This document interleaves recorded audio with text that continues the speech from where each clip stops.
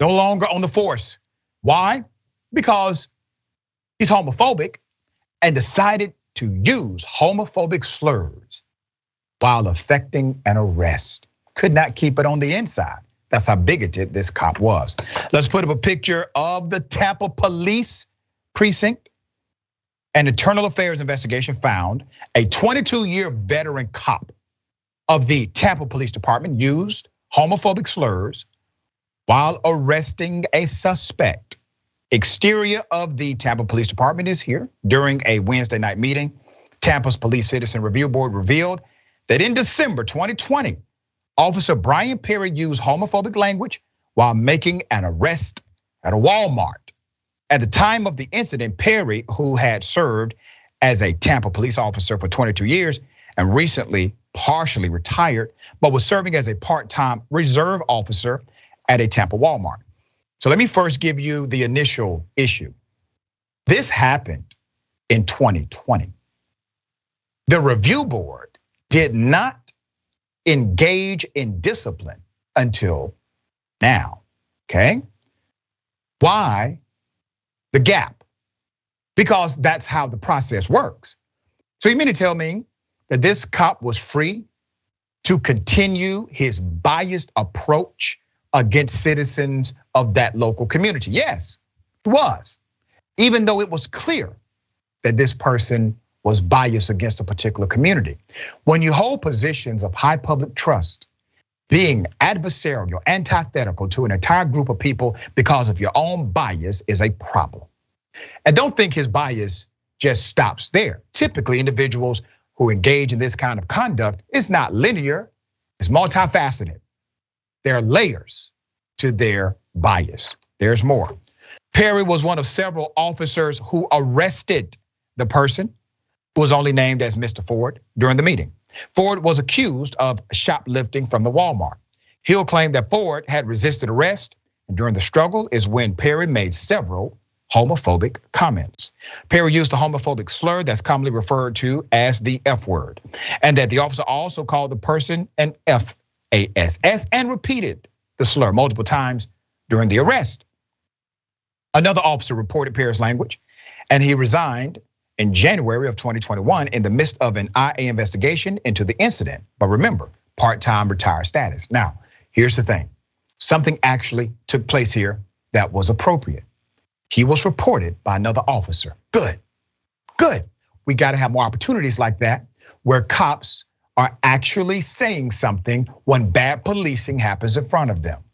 There's more. CRB members talking about the review board. Those members said they could not confirm if Ford identified as a member of the LGBTQ plus community, and if that was the reason Perry had used that language toward them. They did not confirm that, and it's not necessary, to be quite honest with you. IA found that Perry was complicit in discriminatory conduct and found that he also violated rules about professional responsibility and philosophy of the law enforcement agency.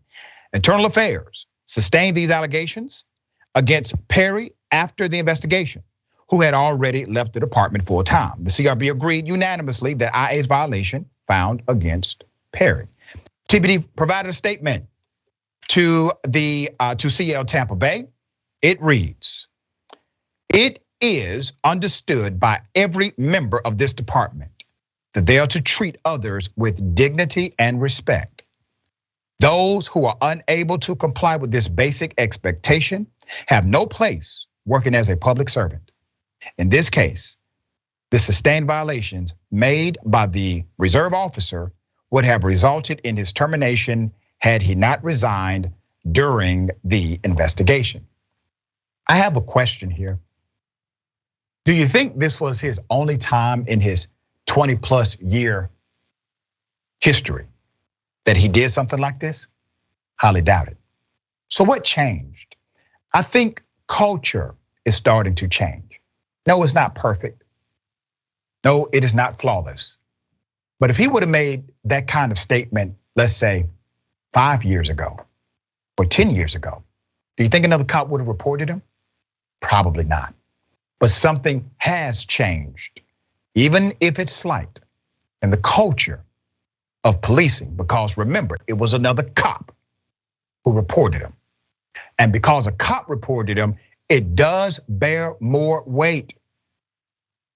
Like it or hate it, it's a reality. When a cop reports a cop, it does bear significant weight inside of that investigative standard. There's more. Can the review board do anything after the fact? A big question mark. Let me describe, let me explain. The CRB has been criticized for years for not having the power to do anything other than review closed TBD internal affairs cases and ask questions about what happened, along with voting on whether they agree or disagree with the decision in the case. Everything they review is based solely on claims and evidence presented by TPD itself, specifically the Internal Affairs Department. So let me dissect some of this. Citizen review boards that do not have the power of subpoena are typically weak. They can substantiate things for the record. They can make recommendations, but it is not mandated. It is not conclusive to the end result. If you have a citizens review board in your local community, good. If they do not have subpoena power, bad. If you do not have a citizen review board at all, that's horrible. And you should advocate to make sure you do have one. They can affect change, but the ones that are the most effective are the ones that have two elements connected to them. One, subpoena power, compelled testimony and evidence. And number two, their decision is final with the exception of an override by all of city council and the mayor. All right, let's put up the chief. This is the person who was in charge during the time of the incident, okay? Brian Dugan is his name. David, thoughts here?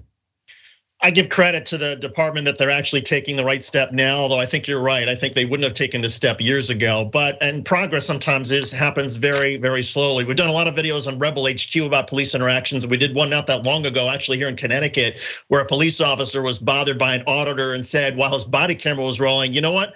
20 years ago, I would have knocked out that guy's teeth. I would have killed him, he'd be dead. I would have done it myself. That was the attitude that police has. You smash and you kill people who disrespect you. Well, now they can't even do that on camera without getting suspended. And I think we are seeing progress made, even if it's slower than a lot of us would like. Yeah, we're gonna continue to follow some of the developments of police departments as it relates to how they deal with problematic cops. Because typically, when a cop gives you a warning, literally, you keeping them on staff after they have done something that violates your policy or protocol, you are actually now putting at risk not only the community, but also the taxpayer money. Because when they do something that violates the civil rights of another person, you gotta pay. That's how this works. All right.